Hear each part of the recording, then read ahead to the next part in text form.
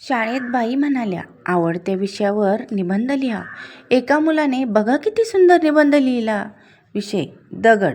दगड म्हणजे देव असतो, कारण तो आपल्या आजूबाजूला सगळीकडेच असतो. पाहिलं तर दिसतो. अनोळख्या गल्लीत तो कुत्र्यापासून आपल्याला वाचवतो.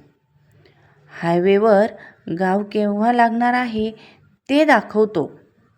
घराभोवती कुंपण बनवून रक्षण करतो.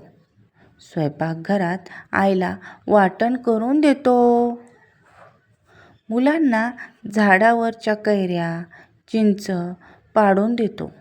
कधीतरी आपल्याच डोक्यावर बसून भळाभळा रक्त काढतो आणि आपल्या शत्रूची जाणीव करून देतो. माथेफरीव तरुणाच्या हाती लागला तर काचा फोडून त्याचा राग शांत करतो. रस्त्यावरच्या मजुराचं पोट सांभाळण्यासाठी स्वतःला फोडून घेतो. शिल्पकाराच्या मनातलं सौंदर्य साकार करण्यासाठी चिन्हाचे घाव सहन करतो. शेतकऱ्याला झाडाखाली क्षणभर विसावा देतो. बालपणी तर स्टंप, ठीक, लंगोरी अनेक रूपं घेऊन आपल्याला खेळतो. सतत आपल्या मदतीला धावून येतो. देवासारखा. मला सांगा, देव सोडून कोणी करेल का आपल्यासाठी एवढं?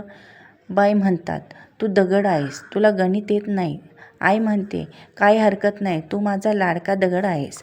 देवाला तरी कुठे गणित येतं? नाहीतर त्याने फायदा तोटा बघितला असता, तो व्यापारी झाला असता.